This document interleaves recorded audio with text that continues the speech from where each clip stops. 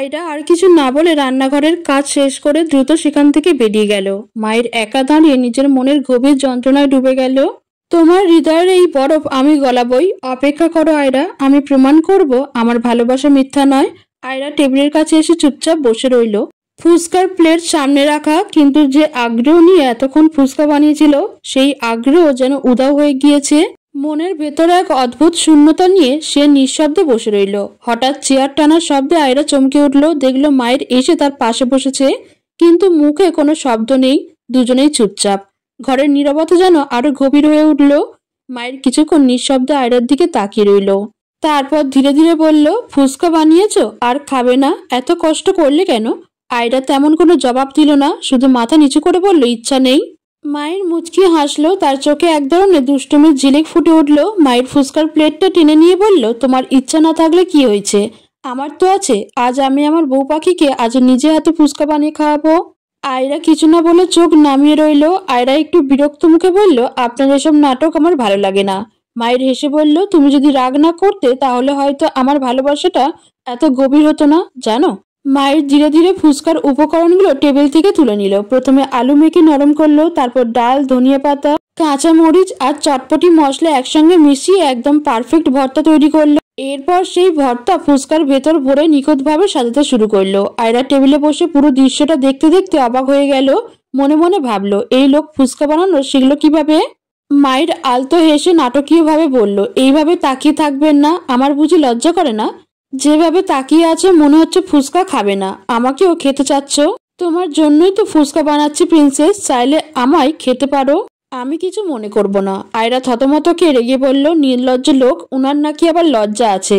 যদি পৃথিবীতে নির্লজ্জের পুরস্কার দেওয়া হতো তাহলে আপনিই পেতেন শিওর।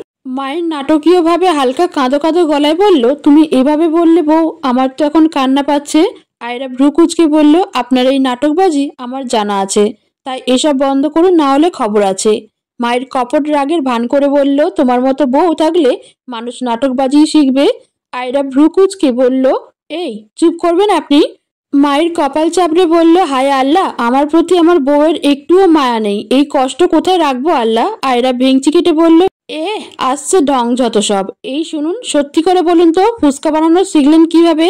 মায়ের হালকা হেসে বলল, আসলে তোমার হাসিটা দেখার জন্যই সব শিখেছি বউ পাখি। তারপর মায়ের ফুচকার প্লেট সাজিয়ে আয়রার সামনে নিয়ে এলো, বলল, আয়রা জান, তুমি খেয়ে দেখো কেমন হয়েছে। আয়রা প্লেটের দিকে তাকিয়ে বলল, দেখি কেমন বানিয়েছেন।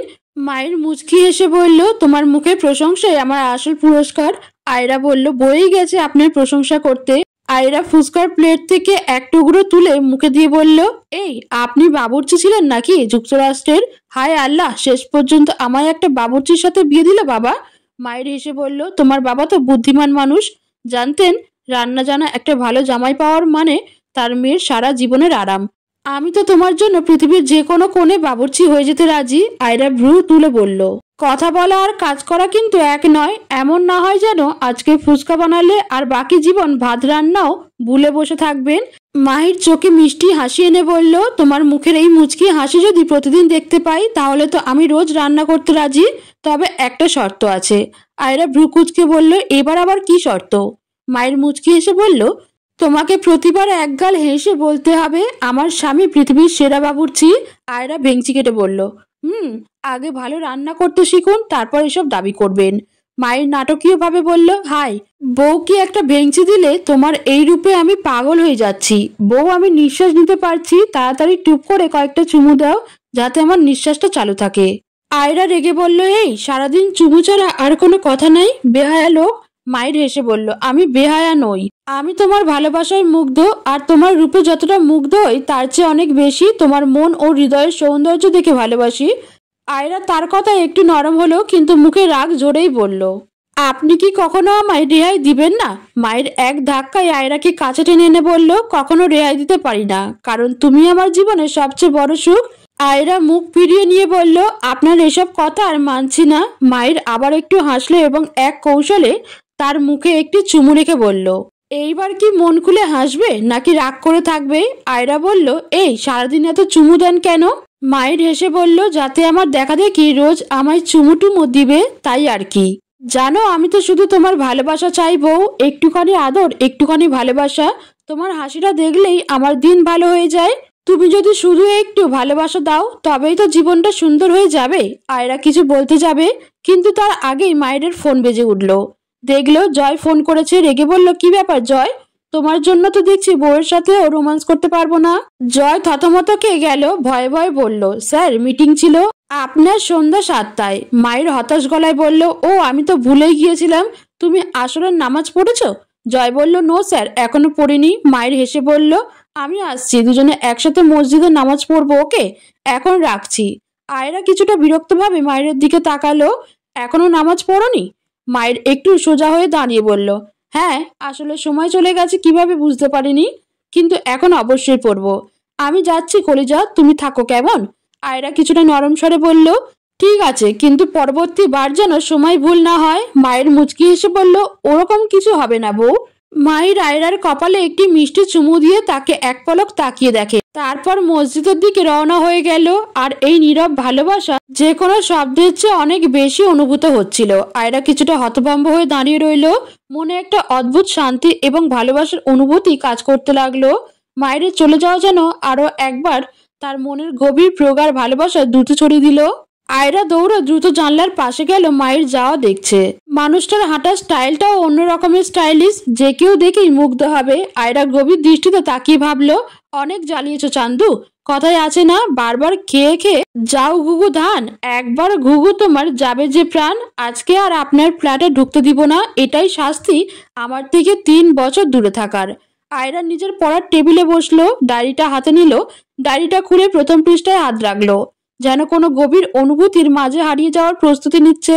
প্রতিটি শব্দ যেন তার হৃদয়ের ভিতর থেকে উদিত হচ্ছিল। কি অদ্ভুত এক অনুভূতি। লেখা শুরু করলো, অভিমানের হৃদয়ের প্রতীক্ষা যেন এক নিঃশব্দ ভালোবাসার ভাষা।